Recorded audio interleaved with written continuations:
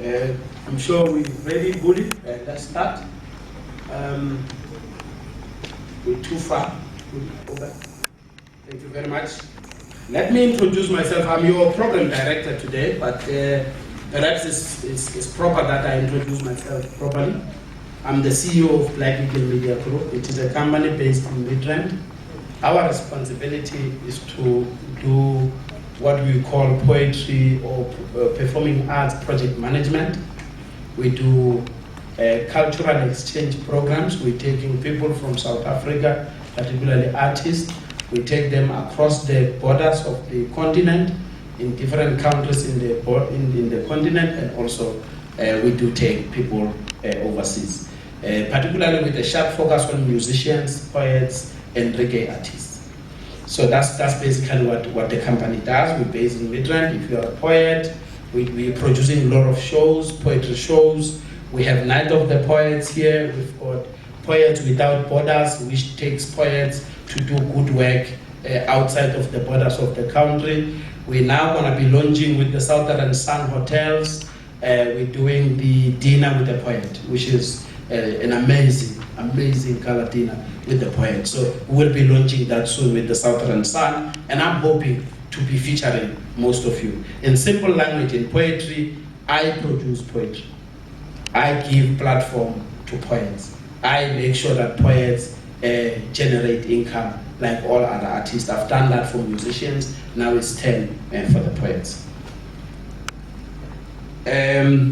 Yes, we are gathered here, and Napomashiane will be joining us. But at the back of at your first page of the program, I just did a simple desktop research on poetry. And I find extraordinary quotations or quotes by various icons in this country and abroad in poetry. I'm not going to read them, all of them, but you can see what people say about poetry. This is what makes me believe that poetry is very important. In fact, one says the poet is the priest of the invisible. And I'm sure poets, people who are poets, they understand what they mean. They say poets are soldiers that liberate weights from steadfast possession of deflation. And I'm just thinking, how true can that be? Because normally poets, when they use words, they go beyond the meaning, the ordinary meaning of the word. So ladies and gentlemen, I share that with you to say, go reflect, look at it, and also perhaps you can add yourself anything else that you think poetry is. Let's go forward, please. I think it's proper for me to start and say that as a company, we've spent time in investing in cultural development. But we then took a decision that in 2009, we wanted to understand really the policy position of this country. Where does it put you as a poet or a poet producer or anything? For those of you who don't understand how government work or how business work, is that you have different departments in government. One of the main departments that is responsible for people like you is Department of Arts and Culture at national. Then you'll have Department of Arts and Culture at provincial. And then you'll then have the local office, which is now the municipality. That is where Hendrina and other colleagues are. These are the people who are receiving money from Treasury. It then goes into national.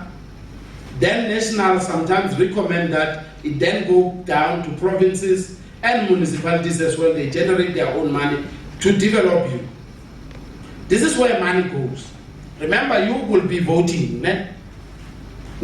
Some of you will be voting next year. So that is a government project for all of us to be working together, making sure that we are helping our government to work nice. But it is people like me and you who must then also reflect to say, in government, where does government support me? I'm not queuing for grants, for social grants. Where does government put me? And this discussion is beginning to say, let us just diagnose, where does government put us? When we do the research, it's a simple research. When we talk research, don't complicate it for me. Simple analysis of documents. We call it a desktop research. And the speakers, before let me talk about that. Now, if you look at the development of cultural industries in South Africa, we find that theater actors are big, né? You know actors. And when we talk actors, we talk generation actors, wild actors, Isibaya actors, right? And Karabo alone, and she receives at the range of what, about 150, 160 per month for the role she does. All right? So it cascades as a brand. You go up. We are beginning to see comedians, Trevor Noah, for instance. He's now touring the America and the European spaces with comedy. Can you imagine? We used to say they are just telling jokes. Where will they go? Right? Comedy is big now, right? If you are a comedian, exactly like DJ, right? It used to be a small thing, but today DJs are big brands. DJ Coffee, who will be singing tonight, DJ Fresh or Skido. So these are big brands, which means it is a career path that they've now followed. But someone had to develop it. We have dance. We've got great dancers that you all know. We've got beautiful musicians, right? I mean, when Lira walks in here, it's a big thing, isn't it? But when Wagner walks in here, you say we don't know her. Right? If Lebo Machine walks in here, people won't know her. If Nabo Machine comes in here, people don't know her. If Javela Mahogod is sitting with you, you won't know. But if DJ Cleo is sitting next to you, you will know. All right? So all we are saying is that something is not done. And that is why we are gathered here to begin to say, what is it that is not being done? Because these people are performers equally like us. Don't think that they are more important. Comedians started like this, DJs started like this, hip-hop artists started like this, but today they are all big. Now, we are saying that all those that I've mentioned except poetry, they are featuring prominently in policy documents. Now, when I talk about policy document, this is what governs your life. If you are in the arts, this is the document that governs your life. This is what we call now a revised white paper on art, culture, and heritage. This is the government's plan on where money must go for it to reach you.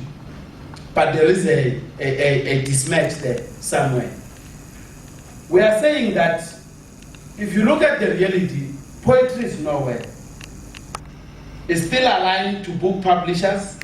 It's categorized under general. If you are a poet, I'm just imagining if you say, I'm a poet. Who is a poet and a young poet here? Just a young poet. What do your parents say when you say, Mama Miname, I'm a poet? Okay.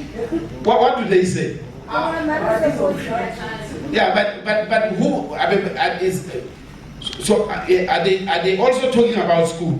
Yeah. They say you must become a doctor and then you can do poetry. No, I studied drama. You studied drama, which is very good. But there are those who have challenges, isn't it? Yes. When you say poetry, they just don't understand what you're talking about. Now we're now moving along to say this is why the problem. Because when we sit there coming up with poetry proposals, Hendrina help us, whoever help us, for as long as it is not in here, or this document does not talk about it, it becomes an unfunded mandate. And that's why today we really wanted to put our government on spotlight. Let's go with it. Where are you in the bigger scheme of things? This is what the industry looks like. We have created this session because this is a knowledge-based profession. UNESCO and the DAC, they used to have 10 sectors in our industry.